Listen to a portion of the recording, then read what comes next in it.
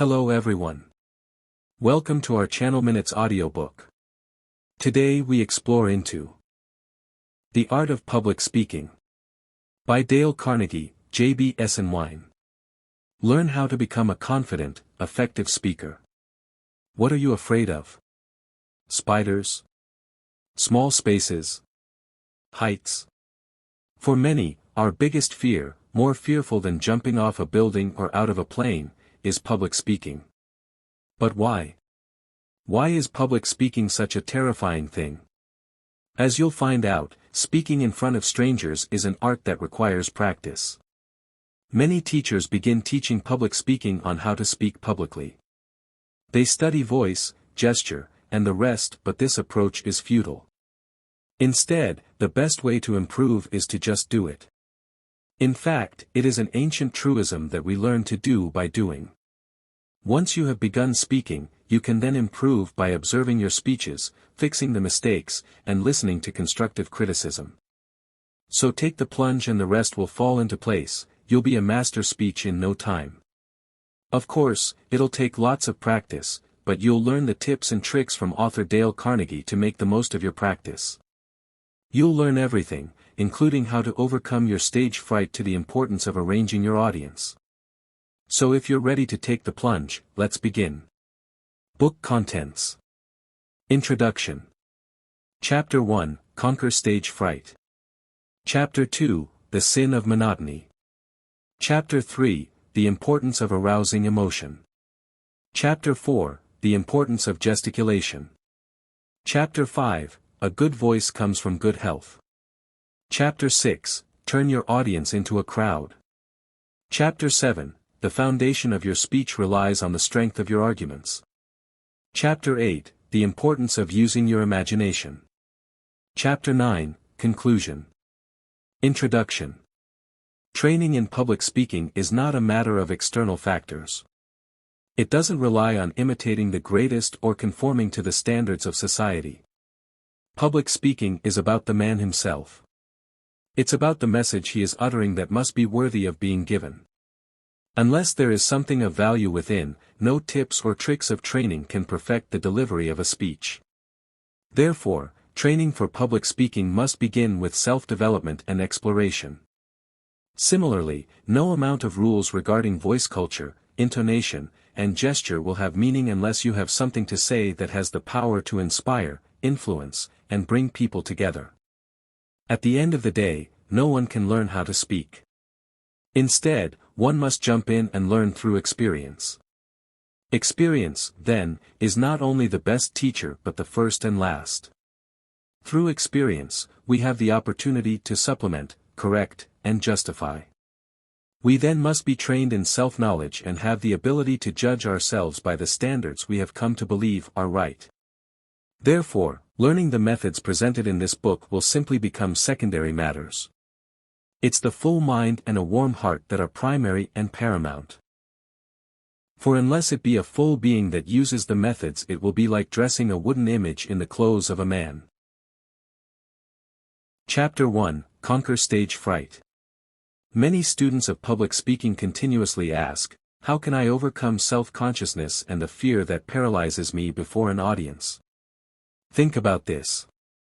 Why is it that some people are confident when diving into the deep end of the pool while others are hesitant, anxious, and scared? It's because of practice.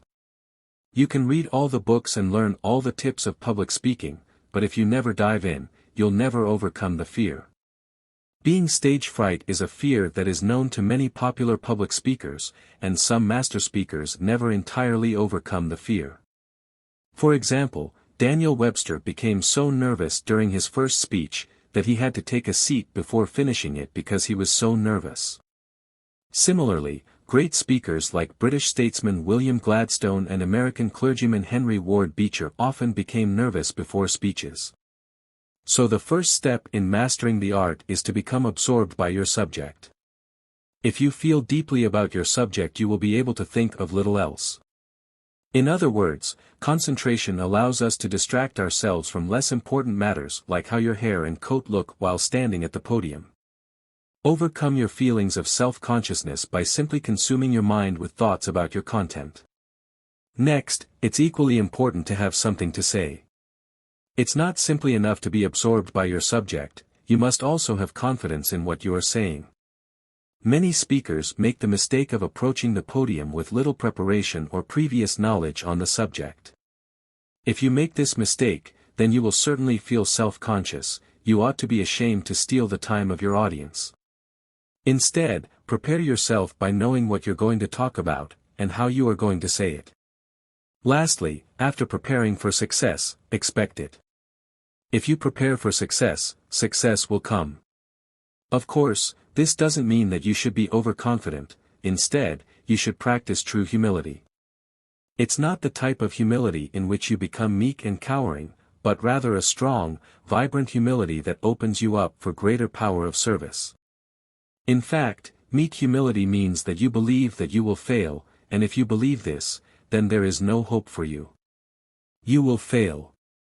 Instead, think of yourself as someone with infinite capabilities that you can master through practice. So while you may feel as if you are drowning at first, keep practicing and soon you'll be swimming with ease. Chapter 2, The Sin of Monotony. Imagine listening to the same song over and over again. After a while, the song will become overplayed and you'll get tired of the same tune, the same pitch, and the same words. Simply put, it becomes monotonous. The same can be said of the speaker who gives his speech by droning along in the same volume and pitch of tone and uses the same emphasis, speed, and thoughts. Imagine how boring it would be to listen to a speaker without variation in his or her voice. At the end of the day, monotony is deadly. Not only is monotony deadly but it also reveals our limitations. If a speaker uses only a few of his powers, it points to the fact that the rest of his powers are not developed. So how can you ensure that you don't commit the sin of monotony? The first step in giving a dynamic speech is emphasis. Let's take a look at the following sentence: destiny is not a matter of chance. It is a matter of choice. Speak it aloud. Which words do you emphasize? Naturally, you will emphasize destiny since it is the subject of the sentence. Next, you will emphasize not so you don't confuse your listeners into thinking destiny is a matter of chance. And of course, you'll want to emphasize chance, for it is one of the two big ideas in the statement and you'll want to emphasize its contrast to choice in the next sentence. However, let's remember that emphasizing a word doesn't mean that you are simply speaking louder. To yell is not a sign of earnestness, intelligence, or feeling. Sure, emphatic words may be spoken more loudly, but they may also be spoken more softly. However, the real quality desired is the intensity that comes from within. Therefore, changing your pitch is the first technique in creating variety and emphasizing your central message. Next, you'll want to change your pace and pause. Changing your tempo will go a long way towards establishing variety. In fact, Mr. Howard Lindsay, a stage manager for actress Miss Margaret Anglin, once said that a change of pace was one of the most effective tools for the actor. Naturally, we pick up the pace when delivering exciting news and slow down when delivering important facts. And finally, you'll want to incorporate pauses for dramatic effect. Perhaps consider pausing before delivering an important word or phrase, or rushing through the less important material in your speech before slowing down to enunciate the critical key parts. At the end of the day, it's important to remember that you shouldn't allow your movement to become too fast. This is a common mistake for many amateur speakers. Instead, take your time, add variety, and use emphasis to avoid committing the monotonous deadly sin. Chapter 3, The Importance of Arousing Emotion. Imagine two people giving a speech on the same subject of child labor. The job of the speakers would be to inspire their audience to vote for a measure that would abolish child labor, so how does a speaker do this? They must strike at their feelings. Imagine the first person giving that speech is a white politician, someone who constantly fights for the rights of slaves. However, the other speaker is a black mother who has just seen her children sold into slavery from the auction block. Whose speech would you be more likely to listen to? The mother did not have the technique of speaking, but she had something even greater, something more effective than reason, feeling. The best speeches in the world are charged with emotional force. That's because feelings guide us through life. They are the reason that we lie on soft beds, sit near the fireplace on cold days, eat cherry pie, and even drink lemonade on a scorching hot day. We don't do these things out of logic and reason but because they feel right. Our feelings dictate what we shall eat and generally how we should act. As Carnegie states, man is a feeling animal, hence the speaker's ability to arouse men to action depends almost wholly on his ability to touch their emotions. So how can you ensure that you give your speeches with feeling? No matter the cause you're arguing or the speech you are giving, it's important to develop enthusiasm by becoming your subject. You must enter into the character you impersonate, the cause you advocate, or the case you argue. You must enter it so deeply that it clothes you, enthralls you, and possesses you wholly. For example, Emerson once explained that no painter could draw a tree without in some sort becoming a tree, or draw a child by merely studying the face and outlines. Instead, a painter must watch the child and his motions, the same way he would enter nature to draw the tree. This is clearly easier said than done, so what exactly does all this mean? Simply put, you must pretend that you are an actor, speaking through your character. Transform yourself into your subject and you'll be able to inspire both emotion and action from your listeners. Chapter 4: The Importance of Gesticulation. Imagine the tree in your front yard. The one that is not growing how you would like it to. Every day you fertilize it, water the soil, and let the tree have its sunshine. But still, it isn't growing properly. Obviously, you can't just nail a few branches to the tree hoping that something will grow from them. Instead, it's the inside that matters. Similarly, gestures when giving speeches must be born, not built. But what exactly does this mean? Think about this. The speaker whose thoughts and emotions are welling within him like a mountain spring will not have much trouble making gestures, they will come from within. They will come as a natural impulse. On the other hand, those who simply tack on movements will look much similar to the tree in which you nailed on its branches, a simulation. For example, if you watch the same speaker give a speech twice, you'll notice that his gestures are different each time. That's because his gestures are based solely on his emotion, mood, and impulse. However, while gestures certainly come from the spontaneous emotion that you feel, that doesn't mean that you can't practice them. So to avoid awkwardly gesturing throughout your speech, begin by practicing descriptive, suggestive, and typical movements until they come as naturally as good articulation.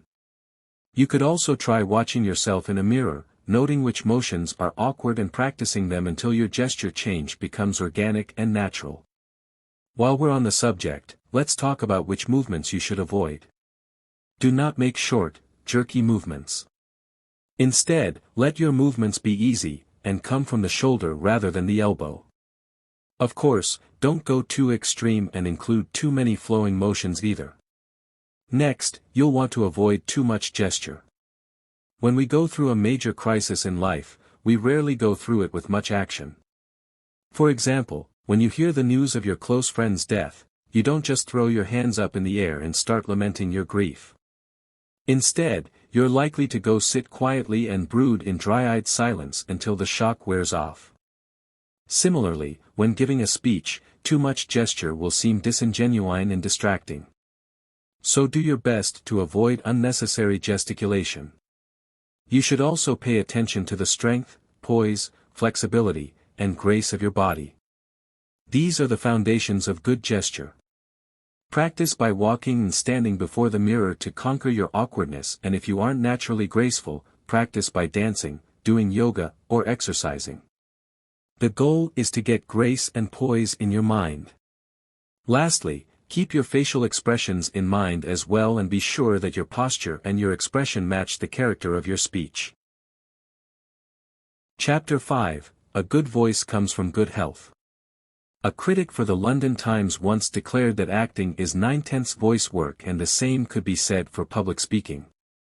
A rich, correctly used voice is the greatest physical factor of persuasiveness and power. In other words, your voice is important and has the power to move your audience.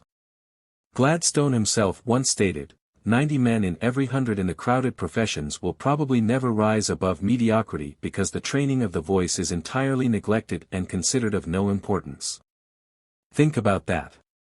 Of course, there are ways that you can work on your voice. The secret to a good voice is relaxation, and relaxation is the basis of ease, our first fundamental requisite for a good voice. So try this. Contract your muscles of the face and throat as you do in hate, and flame out, "I hate you." Now relax as you do when thinking gentle, tender thoughts, and say, "I love you." How different does your voice sound? When practicing voice exercises, it's important to never force your tones. You must ease your voice, after all, it's a delicate instrument that must be handled with care. So how can you practice relaxation and ease? Try this exercise. Hold your arm out straight from the shoulder. Now, withdraw that power and let it fall. Next, practice relaxation for your throat muscles by letting your neck and head fall forward. Roll the upper part of your body around, with the waist acting as a pivot. Let your head fall and roll around as you shift the torso to different positions. Try not to force your head around, simply relax your neck and let gravity pull it around as your body moves. Next, practice relaxing your throat by beginning to yawn. But instead of yawning, speak while your throat is open. This will allow you to increase your volume and enrich your tone. When completing this exercise, some notice that their tone passages are partly closed by enlarged tonsils, adenoids, or enlarged turbinate bones of the nose. If this is the case for you, then you should consult a physician. Next, let's discuss how to carry your voice forward. You can tell whether you are placing your tone forward or not by inhaling a deep breath and singing "ah" with the mouth wide open. Try to feel the delicate sound waves strike the bony arch of your mouth just above the front teeth. It's a slight sensation, but as you practice, you'll notice the feeling of your voice striking the roof of your mouth. You can continue to practice this by holding the palm of your hand in front of your face and saying the words, crash, dash, whirl, and buzz. Can you feel the forward tone strike against your hand? Practice until you can. Finally, you should develop the carrying power of your voice. When speaking to a big audience, it's not always necessary to speak louder so the people in the back can hear you. Instead, it's about moving your voice forward. And the very basis of this practice is your breath, which comes from good health. A successful speaker once developed his voice carrying power by running across the country and practicing his speeches as he went. This exercise forced him to take deep breaths and helped develop his lung power. You can practice by placing your hands on your waist. Take a deep breath, focusing the activity of your breath in the center of your body. Don't raise your shoulders. As the breath is taken, your hands will be forced out. Repeat this exercise by placing your hands on the small of the back and forcing them out as you inhale. Chapter 6. Turn your audience into a crowd. When it comes to the crowd, they hold great power. While each individual may have his own special interests and needs, there is power in one common idea that unifies them. Patriotism, hate, a common fear, are all popular topics that unify its individuals. You see, crowds are most susceptible to emotion, they want to feel something, but you can also unite members by the way you arrange them. If you arrange your audience so that they are formed like a crowd, you'll be able to successfully create a mob mentality. You know the power of the mob, as John Ruskin once put it, you can talk a mob into anything. It thinks by infection, for the most part, catching an opinion like a cold. This means you'll be more likely to impact your audience if they are arranged like a crowd and can easily catch one another's opinions. History shows us the power of how the crowd mind works. Think about the witch hunt in Salem, Massachusetts. People were so influenced by the mob mentality of its citizens, that people were quick to make accusations about witches without any proof or merit. Today, the crowd is a force to be reckoned with and we should learn how to use it to our advantage. So how can you turn your audience into a crowd? Simply by unifying the minds and needs of the audience and arousing their emotions. Their feelings, not their reasons, must be played upon. The crowd spirit cannot be created if you don't appeal to the crowd's emotions first. If you're still not convinced of the power of the crowd, let's take a look at the power of applause. Applause in itself helps unify an audience. For example, once a crowd of people in New York were watching a moving picture and had been applauding several songs. All of a sudden, a simple advertisement for tailored skirts was thrown up onto the screen, some started the applause, and the crowd, like sheep, blindly imitated. We also see this today at concerts or movie theaters. If one person in the crowd begins to clap during silence, the rest of the crowd will likely follow. At the end of the day, it's hard to kindle enthusiasm if the audience is scattered over a large seating space with empty benches that separate the speaker from his listeners. Have your audience seated compactly and you'll find that your message has the power to spread like a contagion. Chapter 7. The foundation of your speech relies on the strength of your arguments.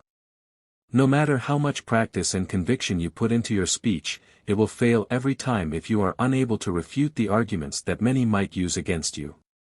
When expressing your opinion and point of view, there will always be others who see the other side.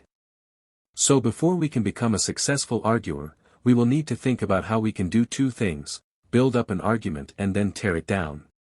In other words, you must be able to examine the stability of the structure of your argument so that it may be supportive and sound.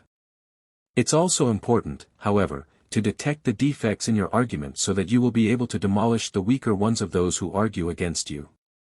According to the author, every argument has 4 parts: the question under discussion, the evidence, the reasoning, and inferences.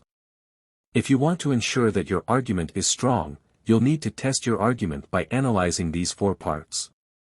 For the question under discussion, you'll first want to ask yourself, is the argument clearly stated?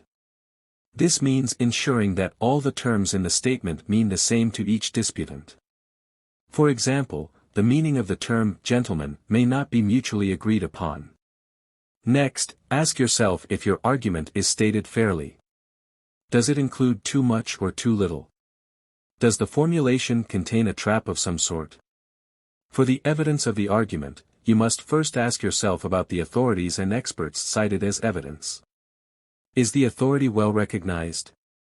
What constitutes him as an authority? What makes him an expert on the subject? Are his opinions unbiased and clear? Ensure that the sources cited are reliable and unprejudiced. Next, you'll want to look at the facts that you present as evidence. Are they sufficient enough to constitute proof? Is there enough? Do they support or contradict one another? And lastly, are they confirmed or debatable? Next, let's look at the reasoning for your argument. First, ask yourself if the fact you presented might support a different conclusion from the one you're offering. Have you overlooked any contradictory facts? Are the counterarguments relatively weak? Have you accepted mere opinions as facts? Think about all the ways the facts you presented could be used against you. Lastly, take a look at the inferences. Have you been guilty of stating a conclusion that does not follow? This is also known as a non sequitur. And do all your pieces of evidence harmonize with one another? Remember, you don't want to simply prepare to present your own argument. You also need to prepare for all the ways in which others might be able to tear it down. Chapter 8: The Importance of Using Your Imagination. Creating a convincing argument is the foundation for giving a productive speech. However, simply giving a speech that is full of numbers and statistics will surely put your audience to sleep. Instead, you should employ the power of imagination. What exactly is imagination? According to the author, the imagination is either the faculty or the process of forming mental images. So how can you get your audience to form a mental image? The first step in harnessing the power of imagination is learning how to use figurative language. For example, let's say you are arguing that alcoholism is the #1 cause for destroying families' lives. Sure, you could stand before your audience and list off a bunch of numbers and statistics to prove your point, but what good would that do? Instead, use figurative language and create a story. Tell the story of the man who comes home drunk from the bar each day, only to yell at his wife and hit his children. Fill it with figures of speech like similes, metaphors, hyperboles, and ironies. This will likely grab the audience's attention while also keeping them interested in the rest of your speech. Next, you can use your imagination by employing the use of imaging in public speaking. Begin by setting the image of your audience before you while you prepare. While you can't be prepared for every emergency, you can be more prepared by meeting your audience before you actually do. Imagine the mood and attitude toward the occasion as well as the theme of your speech. Next, imagine the language you will use. Remember that an address without fresh comparisons is like a garden without blooms, so imagine the language and work on it until vividly real comparisons come to mind. Lastly, you will want to imagine speech delivery. Think about what you will say, how you will deliver it, and what types of gestures you might want to use. If you can picture your speech in your head, you'll be less likely to forget something and be more likely to give a successful, convincing speech. All in all, master your images, let not them master you. Chapter 9, Conclusion. To become a master of public speaking, you must be willing to do 3 things: practice, practice, practice. Simply put, practice is the only way that you will overcome your fear of public speaking and become the best. Of course, Carnegie has laid out the many tips and techniques you need to help you succeed. First, you'll want to avoid monotony by using emphasis to add variety to your speech. Next, arouse emotion from your audience and let your gestures flow from the heart. Practice your gesticulation and the projection of your voice through the many exercises Carnegie has provided. Then, you'll want to turn your audience into a crowd by placing them strategically together to help them form a mob mentality. Lastly, you'll want to prepare for all errors by testing your arguments and using imagery to help you deliver a compelling and constructive message. Thank you for watching. Keep support for daily videos. Make sure like, comment and share. Don't forget to subscribe our channel. Minutes Audiobook. Come back for next video.